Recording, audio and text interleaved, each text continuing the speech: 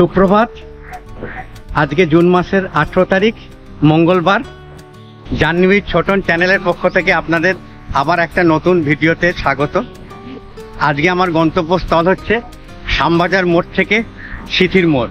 আমি আমার আজকে জার্নি শুরু করছি শ্যামবাজার মোড় থেকে সিথির মোড়ের উদ্দেশ্যে। সিথির মোড় থেকে আমি আপনাদের নিয়ে যাব আজকে বহু প্রাচীন এক মন্দির দর্শন করাতে। আজ আমরা দর্শন করতে চলেছি কাশীপুরের দশমহাবিদ্যা মন্দির।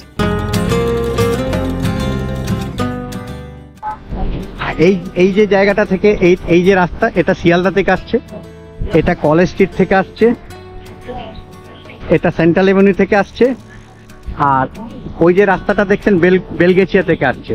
আর আমরা যাব এই রাস্তায় যেটা ডানলপের দিকে যাচ্ছে।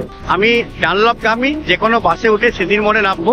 সিথির মোড়ে নেবে তারপর আমি ওখান থেকে অটো ধরে কিভাবে মন্দিরে যাচ্ছি সেটা আমি আপনাদের বিস্তারিতভাবে দেখাবো, যাতে আপনারা যখন এই মন্দিরে যেতে চাইবেন আপনাদের যাতে কোনো অসুবিধা না হয়। চলুন তাহলে আমি এবার বাসে উঠছি। বাসে উঠে তারপর সিথির মোড়ে গিয়ে আপনাদের সঙ্গে আমার আবার কথা হবে।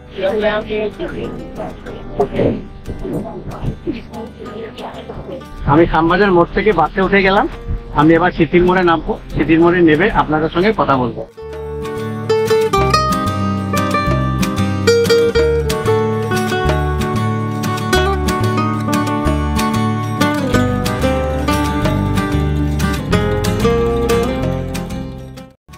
আমি সিথির মোড়ে নামলাম শ্যামবাজার থেকে।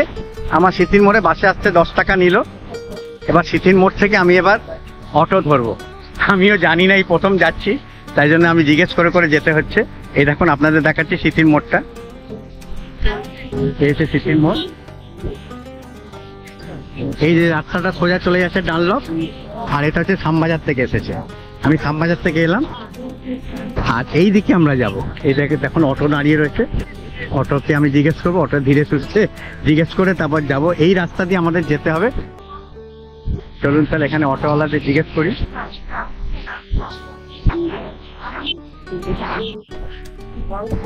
অটোতে উঠলাম। অটোতে উঠে আপনাদের আমি দেখাচ্ছি কিভাবে যেতে হবে এই মন্দিরে। তো এখানে সিথির মোড় থেকে অটোতে উঠে কোন স্টপেজে নামতে হবে? সিদ্ধেশ্বরী কালী মন্দির। সিদ্ধেশ্বরী কালী মন্দির স্টপেজে নামতে হবে। ওখান থেকে তারপর আপনাদের হেঁটে যেতে হবে এই মন্দিরে। চলুন আমি কিভাবে যাচ্ছি আমি আপনাদের দেখাবো, সেইভাবে আপনারা ফলো করবেন।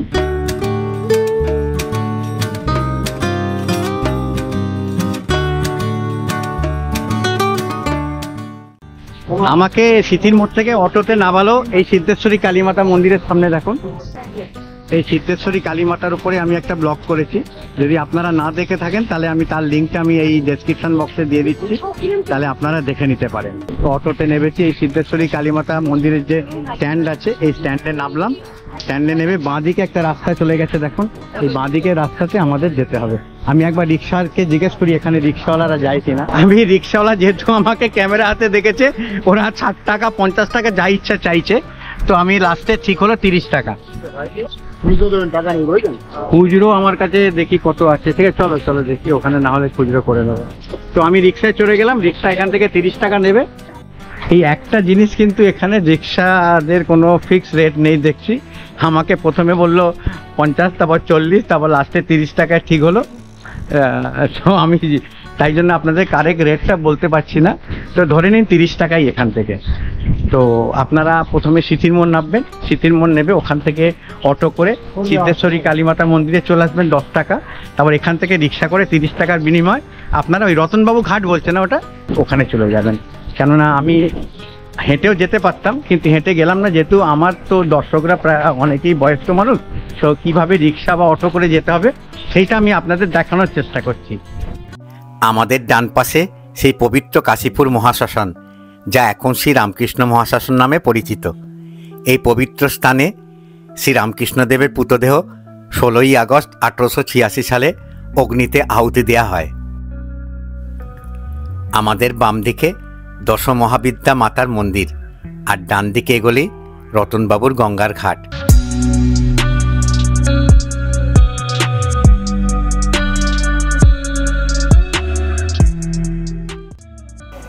আমি এবার প্রবেশ করব মন্দিরের ভেতরে। আমি মন্দিরের ভেতরে প্রবেশ করে বিস্তারিতভাবে আপনাদের মন্দির দর্শন করাবো এবং মন্দিরের ইতিহাস বলবো। দেখবেন আপনাদের খুব ভালো লাগবে।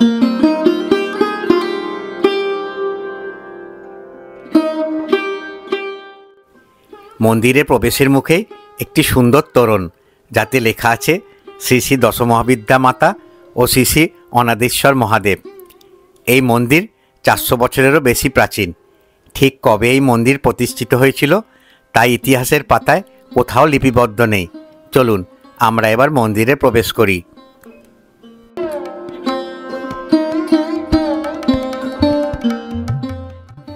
মন্দিরে প্রবেশ করেই অবাক হয়ে গেলাম মন্দির চত্বরের সৌন্দর্য দেখে। প্রবেশ করেই সামনে বিশাল শ্বেতপাথর দিয়ে বাঁধানো উঁচু মেঝ, যা আমরা খোলা ছাদবিহীন নাট মন্দিরও বলতে পারি। তার চারধার দিয়ে শ্বেতপাথর দিয়ে বাঁধানো দর্শনার্থীদের মন্দিরে যাওয়ার পথ।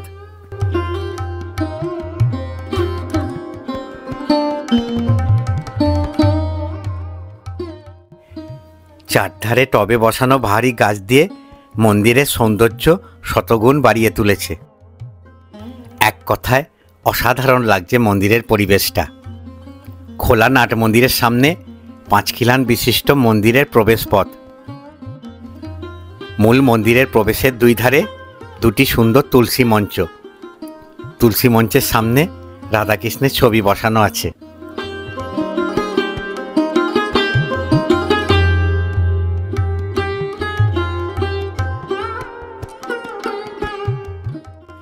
মন্দিরের সিঁড়ির মুখেই ঢাকা দেয়া হাঁড়িকাঠ, যা দেখে বোঝা যাচ্ছে এই মন্দিরে এখনও পশু বলি প্রথা চালু আছে।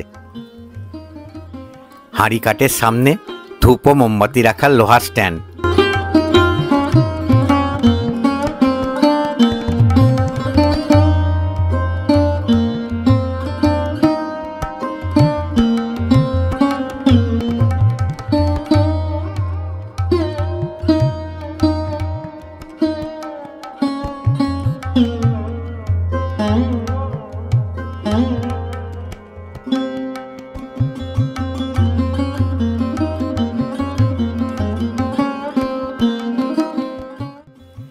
মূল গর্ভগৃহের সামনে শ্বেতপাথরের সুন্দর দালান।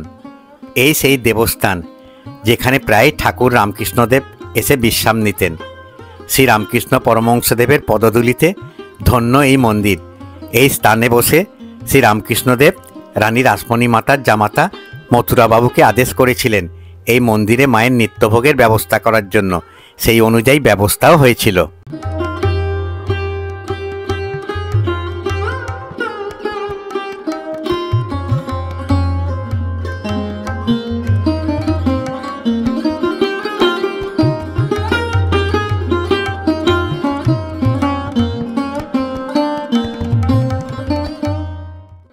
অনেক দিন আগে এই অঞ্চলে এক তান্ত্রিক দশমহাবিদ্যার সাধনা করতেন। এই স্থানে একটি নিম গাছ ছিল, যা থেকে এই দশমহাবিদ্যার প্রতিটি বিগ্রহ নির্মিত। এখানে মাঝে আছেন ষোড়শী বা ললিতা ত্রিপুরা সুন্দরীর মূর্তি, প্রায় 3 হাত উচ্চতা বিশিষ্ট। বাকি 9টি বিগ্রহ আনুমানিক 1 হাত মতো উচ্চতা বিশিষ্ট। পরবর্তীকালে এই তান্ত্রিক মন্দিরের ভার কাশীপুরের মুখোপাধ্যায় পরিবারের হাতে দিয়ে চলে যান। ভগবান শিবের শ্বশুর দক্ষ রাজা একটি যজ্ঞের আয়োজন করেছিলেন ভগবান শিবকে অপমান করার জন্য। যে যজ্ঞে রাজা দক্ষ ভগবান শিব এবং তার কন্যা সতীকে আমন্ত্রণ পাঠাননি। সতী এই মহাযজ্ঞের অনুষ্ঠানের খবর জানতে পেরে বিনা নিমন্ত্রণে সেখানে যাওয়ার জন্য স্বামীর অনুমতি চান, কিন্তু অনুমতি না পেয়ে ক্ষিপ্ত হয়ে ওঠেন। তিনি তার ক্ষমতা দেখানোর জন্য সমূর্তি ত্যাগ করে শিবের ভয় উৎপাদন করার জন্য দেবী ভগবতী 10 দিকে দশমূর্তিতে আবির্ভূত হয়ে মহাদেবের পথ অবরুদ্ধ করেন। এই 10 মূর্তিকে দশমহাবিদ্যা বলা হয়।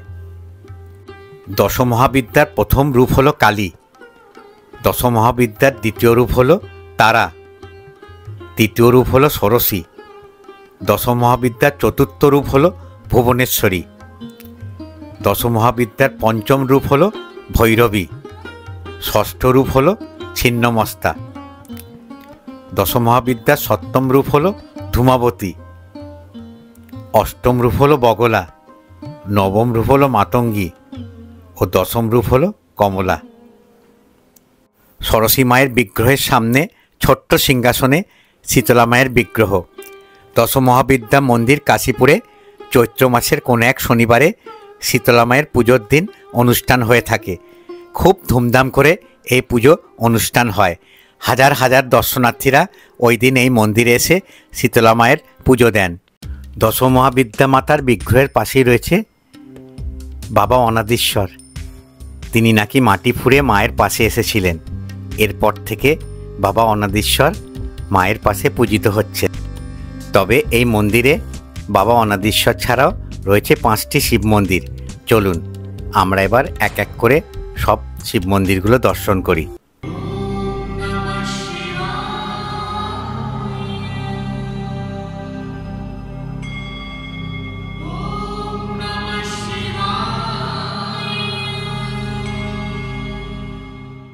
প্রথম শিব মন্দিরের শিবলিঙ্গটি শ্রী শ্রী পিঙ্গলাক্ষ মহাদেব নামে পূজিত হন।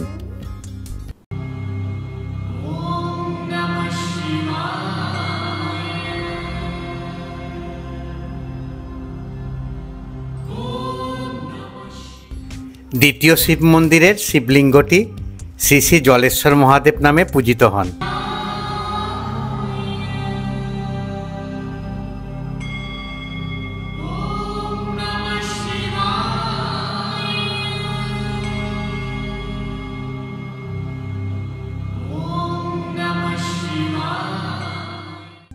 তৃতীয় শিব মন্দিরের শিবলিঙ্গটি শ্রী শ্রী ভরতেশ্বর মহাদেব নামে পূজিত হন।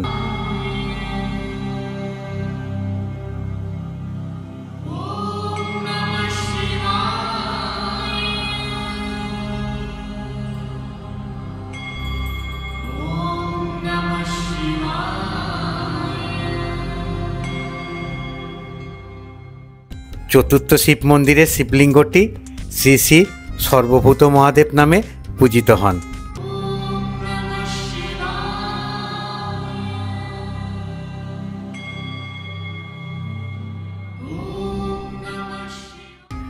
পঞ্চম শিব মন্দিরের শিবলিঙ্গটি যা প্রবেশদ্বারের ডান দিকে অবস্থিত, সেটি শ্রী শ্রী তিলকেশ্বর মহাদেব নামে পূজিত হন।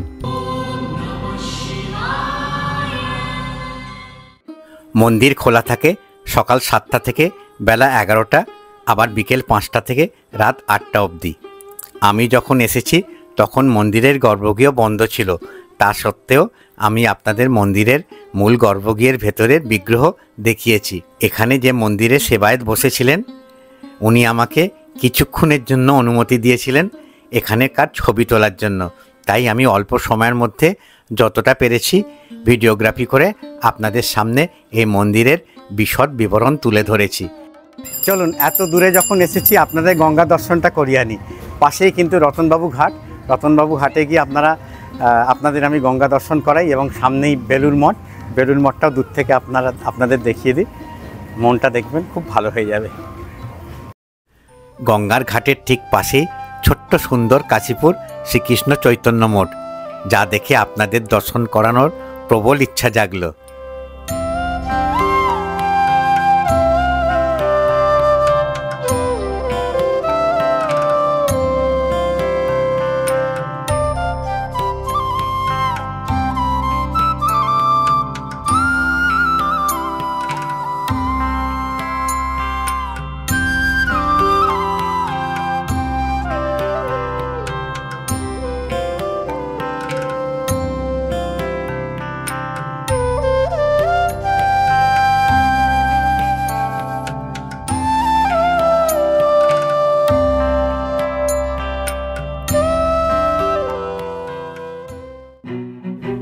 আশা করি আজকের ভিডিওটা আপনাদের ভালো লাগলো। যদি আজকের ভিডিওটা ভালো লেগে থাকে তাহলে অতি অবশ্যই একটা লাইক দেবেন আর আমার ভিডিওটাকে শেয়ার করার চেষ্টা করবেন। আপনারা যদি আমার চ্যানেলে নতুন দর্শক হয়ে থাকেন তাহলে আমার পরিচয়টা আমি জানিয়ে দিই। আমার নাম অলোক। আপনারা দেখছেন আমার চ্যানেল জার্নি উইথ ছোটন। আমি নানান দর্শনীয় স্থান, মঠ, আশ্রম, মন্দির ঘুরে বেড়াই এবং তার ভিডিও তুলে আমার চ্যানেলের মাধ্যমে দেখাই। আশা করি আপনাদের আমার ভিডিওগুলো ভালো লাগে। আর যদি সত্যি আমার ভিডিওগুলো ভালো লেগে থাকে আর আগামী দিনে আমার ভিডিও দেখতে ইচ্ছুক হন তাহলে অতি অবশ্যই আমি অনুরোধ করব আমার চ্যানেলকে সাবস্ক্রাইব করতে। আর সাবস্ক্রাইব করে বেল আইকনটা টিপে দেবেন আর একটা অল অপশান আসবে, তাতে প্রেস করবেন। তাহলে আমি যখনই কোনো কিছু আপলোড করব নতুন ভিডিও, তাহলে তার ইন্টিমেশন নোটিফিকেশান সঙ্গে সঙ্গে আপনাদের মোবাইলে চলে যাবে। তাহলে আজকে আমি ভিডিওটা এখানেই শেষ করছি। আবার আপনাদের সঙ্গে দেখা হবে আমার আগামী ভিডিওতে। আপনারা সবাই সুস্থ থাকুন, ভালো থাকুন। এখানেই আমি ভিডিওটা শেষ করলাম।